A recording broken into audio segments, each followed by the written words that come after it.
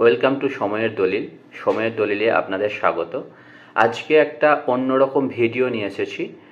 ভিডিওটা একটু আলোচনা সাপেক্ষ বা একটু আলোচনা করব একটা বিষয়। সেটা হচ্ছে কমিশন যেভাবে ভাবের ঘরে চুরি করছে, সেভাবে চুরি করতে থাকলে কি প্যানেল বাঁচানো সম্ভব হবে? এটা নিয়ে আলোচনা হবে। কমিশন বলতে চাইছে অযোগ্যর সংখ্যা 4,000। অপরদিকে মূল মামলাকারীদের আইনজীবী বলছেন অযোগ্যের সংখ্যা 8,000।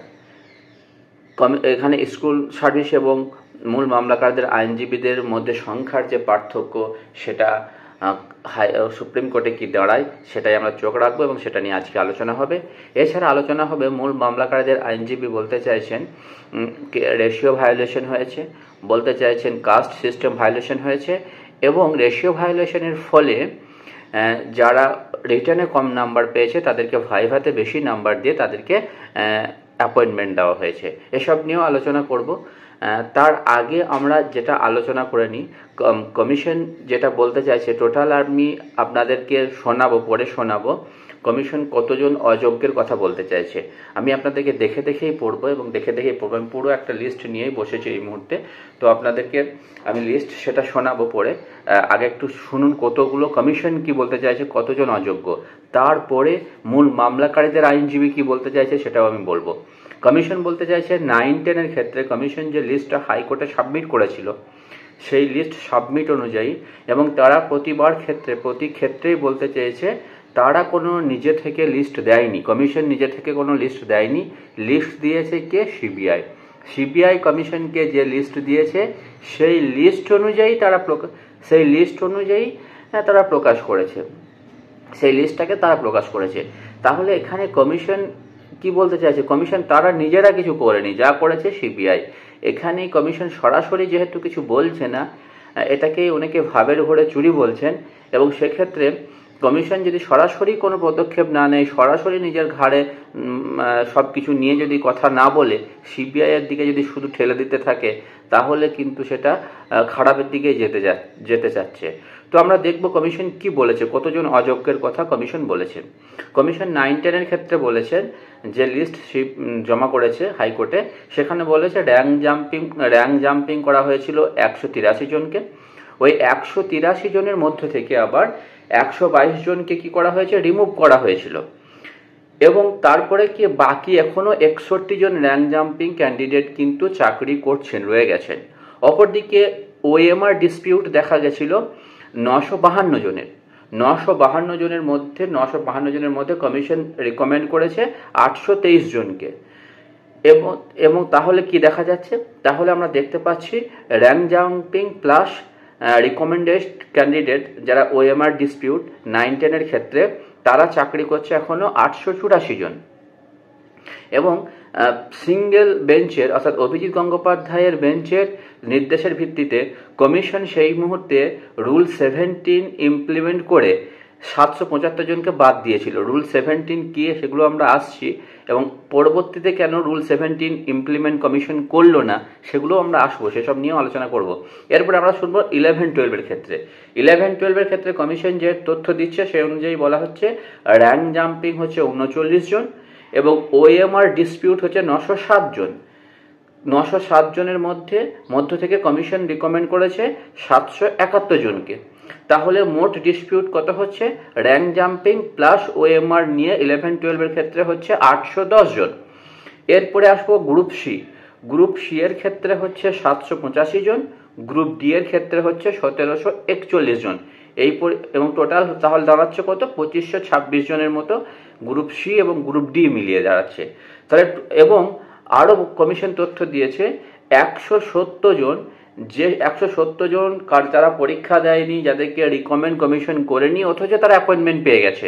কোন জাদু বলে অ্যাপয়েন্টমেন্ট পেয়েছে জানে নাই, কিন্তু তারা অ্যাপয়েন্টমেন্ট পেয়ে গেছে। এরকম ক্যান্ডিডেট কতগুলো আছে? এরকম ক্যান্ডিডেট আছে 170 জন। টোটাল কমিশনের হিসাব মতো দাঁড়াচ্ছে প্রায় 4,400 জন, মানে 4,370 জন দেওয়া হচ্ছে, মানে গড়ে 4,400 জনের মতো বা 4200 জন কিছু ক্ষেত্রে বলা হচ্ছে। এবং আমরা গড়ে ধরে নিচ্ছি 4,400 জন কমিশনের হিসাব অনুযায়ী ডিসপিউট বেরোচ্ছে, মানে অযোগ্য বেরোচ্ছে। কিন্তু মূল মামলাকারীদের আইনজীবী বলছেন না, এই সংখ্যাটা আরো ডাবল হবে। তারা বলতে চাইছেন সংখ্যাটা হবে 8,000 জন, এবং তাদের কাছে নাকি লিস্ট রেডিও আছে 8,000 জনের, এবং তারা সেটা কোর্টে সাবমিট করতে চলেছে। এটা যদি সত্যি হয় তাহলে দুই আইনজীবী, মূল মামলাকারদের আইনজীবী এবং কমিশনের মধ্যে যদি এরকম অবস্থা চলে, সেক্ষেত্রে কোর্ট কি ডিসিশন নেয় সেটা খুব দেখার বিষয়। অপরদিকে সিবিআই কমিশন কিন্তু কখনোই বলছে না যে আমরা নিজে থেকে এগুলোকে বের করে সিবিআইয়ের কাছে সহায়তা নিয়ে আমরা এগুলোকে বের করেছি। তারা শুধু বলতে চাইছে যেগুলো অযোগ্য বা সিবিআই যে সমস্ত তথ্যগুলো আমাদেরকে দিয়েছে সেই তথ্যগুলোই শুধু আমরা প্রকাশ করেছি। দেখুন, এখানে একটা কথা আপনাদের মনে পড়বে, যখন হাইকোর্টের সিঙ্গেল বেঞ্চ অর্থাৎ অভিজিৎ গাঙ্গুলির বেঞ্চ যখন রায় দিয়ে অভিজিৎ গাঙ্গুলির বেঞ্চ বলে, প্রথম যখন 9-10 ক্ষেত্রে রায়টা আসে, প্রথম রায়টা অযোগ্যদের বাদ দিতে বলে সিবিআই এর তথ্য অনুযায়ী, তখন কি করে কমিশন সঙ্গে সঙ্গে রুল 17 ইমপ্লিমেন্ট করে 775 জনকে বাদ দেয়। রুল 17 কি? রুল 17 হচ্ছে কমিশনের একটা নিজস্ব রুল, যে রুল অনুযায়ী বলা হয়েছে কমিশন যদি কোনো ভুল করে থাকে, মানে কোনো অযোগ্যদেরকে নিয়োগ করে থাকে, তাহলে তাদেরকে বাদ দিতে পারবে। এবং তারা প্রথমেই 9-10 ক্ষেত্রে রুল 17 ইমপ্লিমেন্ট করে অযোগ্যদের বাদ দিয়ে দেয়। পরবর্তীকালে ওই অযোগ্যরা কি হয়, ডিভিশন বেঞ্চে যায়। ডিভিশন বেঞ্চে গিয়ে তারা সেখানে স্টে পেয়ে যায়, এবং তখন থেকে কমিশনের ভাবের ঘরের খেলা শুরু হয়। কমিশন তখন পরবর্তীকালে 11-12 ক্ষেত্রে তারা কিন্তু কোনো লিস্টও প্রকাশ করে না, এবং তাদেরকে কোনো রুল 17ও ইমপ্লিমেন্ট করে না। যদি তাদের ক্ষেত্রেও রুল 17 ইমপ্লিমেন্ট করতো সবার ক্ষেত্রে, তাহলে কিন্তু মামলাটা এত জটিল হতো না। কমিশন যদি ভাবের ঘরে না খেলতে যেত, কমিশন যদি সরাসরি বলতো যে যেগুলো সিবিআই বলেছে সেই অনুযায়ী এবং আমরা যেগুলো দেখছি তথ্য ভেরিফাই করে সেগুলো ডিসপিউট বেরোচ্ছে, ওদের রুল 17 ইমপ্লিমেন্ট করে যারা অযোগ্য, যারা ডিসপিউট, তাদেরকে বাদ দেওয়া হলো, তাহলে কেসটা এতটা জটিলতার পর্যায়ে যেতই না। এখনো কিন্তু কমিশন ভাবের ঘোরে খেলে যাচ্ছে। কিরকম ভাবের ঘোরে খেলে যাচ্ছে? কমিশন এখনো কোর্টকে জানাচ্ছে তারা কোনো কিছু বাদ দেয়নি, তারা কোনো কিছু বলেনি, তাদেরকে যা নির্দেশ দেওয়া হয়েছে সেই অনুযায়ী কাজ করছে। আরে বাবা, তোরা দুর্নীতিটা করেছিস, আমি খারাপভাবেই তোরাই বলতে চাইছি, কারণ তারা যে কাজটা করেছে তাদেরকে রেসপেক্ট দেওয়ার মতো আমার আর পরিস্থিতি নেই। তো তারা যেহেতু অন্যায় করেছে, তো তাদেরকে তো রেকটিফাইটা তাদেরকেই করতে হবে, এবং তারা যদি সঙ্গে সঙ্গে রেকটিফাইটা করে নিত, তাহলে আজকে এই দিন দেখতে হতো না। দেখুন, কোর্টের আগের দিনের কথা থেকে পরিষ্কার হয়ে গেছে দুটো বিষয়ের উপরে রায় হবে, হয় অযোগ্যরা বাদ যাবে, অথবা যোগ্য অযোগ্য সবাই বাদ যাবে, পুরো প্যানেল ক্যান্সেল হবে। প্রধান বিচারপতি পরিষ্কারভাবে বলে দিয়েছেন, হয় অযোগ্যরা বাদ যাবে, যদি সেগ্রিগেশন করা সম্ভব হয় সেক্ষেত্রে অযোগ্যরা শুধু বাদ যাবে, যদি সেগ্রিগেশন না সম্ভব হয় তখন যোগ্য অযোগ্য সবাই বাদ যাবে। এখানে আবার কমিশন যদি একই রকম অযোগ্যদের বাঁচাতে ভাবের ঘরে চুরি করতে শুরু করে, তাহলে কিন্তু অবস্থা খারাপ আছে। কমিশন কেন বলছে না নিজে থেকে যে না, এরা চোর, এরা চুরি করেছে? তাহলে কমিশনের দিকেও আঙুল উঠে যাচ্ছে, তোমরা তাহলে অন্যায় করে নিয়োগ করেছে কেন এদেরকে?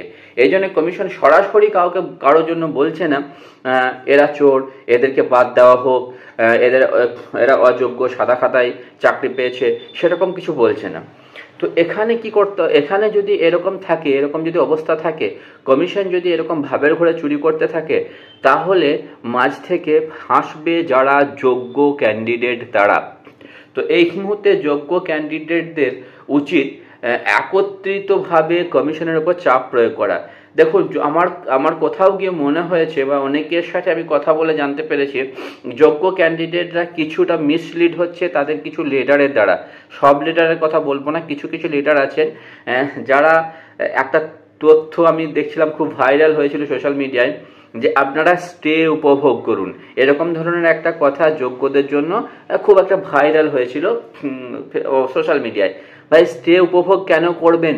এই কথাটাই তো তাদেরকে বলা উচিত ছিল, অথচ যোগ্যদের কোনো একটা আইনজীবী বলেছেন যে আপনারা স্টে উপভোগ করুন, সেটাই তাদের নেতারা সমস্ত যোগ্যদের মধ্যে ছড়িয়ে দিয়েছিল, স্টে উপভোগ করুন। আপনারা যোগ্য, আপনারা কষ্ট করে পরীক্ষা দিয়ে চাকরি পেয়েছেন, আপনারা কেন স্টে উপভোগ করবেন? স্টে উপভোগ করা মানে তো মাথার উপর সেই খাঁড়া নিয়ে ঘুরে বেড়ানো। কেন আপনারা স্টে উপভোগ করবেন? আপনারা যোগ্য, আপনারা সেটা বলুন, কমিশনকে চাপ দিন, আমাদের যোগ্য, আমাদের খাতাপত্র সব বের করুন এবং আমরা যে যোগ্য সেটা প্রমাণ আপনারা করুন, কারণ আমরা প্রমাণ দিয়ে চাকরি পেয়েছি। অতএব আমরা কেন সেই মাথার মধ্যে খাঁড়া নিয়ে ঘুরে বেড়াবো? এখানেই আপনাদের, আমি সরাসরি আপনাদেরকেই বলছি, এখানেই যোগ্যদের একটু ভুল আছে বা ভুল ছিল। সেখানে তারা কিছু কিছু মিসলিড হয়েছে তাদের লিডারদের দ্বারা, এখনও হয়ে চলছে। যে সমস্ত কিছু কিছু লিডার আছে যারা একসময় ওয়েটিং ছিল এবং সেই ওয়েটিংদেরকে মিসলিড করে এসেছে, আবার আপনাদেরকে মিসলিড করছে, তাদের উদ্দেশ্য নেতা হওয়া। আবার কেউ কিছু কিছু ক্ষেত্রে কি হয়েছে, আপনারা কমিশনের দ্বারাও মিসলিড হয়েছেন। কমিশনও আপনাদেরকে পুরোপুরি বলেছেন আপনারা বসে থাকুন, কোনো কিছু হবে না, আমরা দেখছি। কমিশনের উপর যদি আপনারা অতিরিক্ত নির্ভরশীল হয়ে যান এবং পুরোপুরি নেতাদের উপরও যদি পুরোপুরি নির্ভরশীল হয়ে যান, তাহলে কিন্তু অবস্থা খারাপ হতে পারে। তাই আপনারা ইন্ডিভিজুয়ালি সবাই সচেতন হন, কারণ চাকরিটা আপনারা পেয়েছেন, আপনারা কষ্ট করেছেন, মেহনত করেছেন, তাই পেয়েছেন। পৃথিবীর কেউই চায় না যোগ্যরা বাদ যাক, কিন্তু এটাও চায় না কেউ অযোগ্যরা চাকরিতে থাকুক। তাই আপনারা অযোগ্য, এখানে দেখুন দুটো জিনিস খুব পরিষ্কার, হয় অযোগ্যরা বাদ তো যাচ্ছেই, তার সঙ্গে যোগ্যরা যাবে না যোগ্যরা থাকবে, এটাই একটা এখন এই মুহূর্তে বড় প্রশ্ন হয়ে দাঁড়িয়েছে। তাই এই মুহূর্তে আপনাদের কি করতে হবে? এই মুহূর্তে কমিশনকে চাপ দেওয়া ছাড়া কোনো উপায় নেই। তো কমিশন যদি বারবার ভাবের ঘরে চুরি করতে থাকে, সেক্ষেত্রে কিন্তু খুবই অসুবিধা। পরবর্তীতে এই ভাবের ঘরে চুরি কোর্ট কিন্তু মোটেই বোকা নয়, সুপ্রিম কোর্টের মতো একটা স্থান, কোর্ট কখনোই ভুলভাল সিদ্ধান্ত নেবে বলে আমার মনে হয় না। এবং আরও একটা সত্যি, কোর্টের কাছে চালাকিগিরি করতে গেলে কোর্ট কিন্তু সেটা হিতে বিপরীত হতে পারে। তাই কমিশন যাতে চালাকি না করতে পারে সেদিকে নজর রাখা দরকার। এবং আরও একটা দিকে নজর রাখা দরকার, যেটা মূল মামলাকারদের আইনজীবী বলতে চাইছেন, যে রেশিও ভায়োলেশনের ক্ষেত্রে, রেশিও ভায়োলেশনের জন্য কি হয়েছে, প্রচুর পরিমাণে ক্যান্ডিডেটকে ইন্টারভিউ ডেকেছে এবং ইন্টারভিউ ডাকার ফলে কিছু কিছু ক্যান্ডিডেট যারা রিটার্নে কম নাম্বার পেয়েছে অথচ ভাইভাতে তাদেরকে প্রায় 9-10 করে দিয়ে তাদেরকে অ্যাপয়েন্টমেন্ট করা হয়েছে এবং সেই সমস্ত লিস্টও তারা নাকি কোর্টে প্রকাশ করতে চলেছে। তো সেগুলো একটা খুব ভালো একটা হতে চলেছে, মানে প্রচণ্ড যুদ্ধ হতে চলেছে কোর্টের মধ্যে। তো আপনারা সবাই প্রস্তুত থাকুন, দেখা যাক কি হয়, কি হতে যায়। পরবর্তী আপডেটগুলোকে আমি নিয়ে আসবো, সঙ্গে থাকুন এবং আপনারা আপনাদের মতামত কমেন্টে জানান। অবশ্যই সাবস্ক্রাইব করা না থাকলে চ্যানেলটিকে সাবস্ক্রাইব করে নেবেন। ধন্যবাদ সকলকে।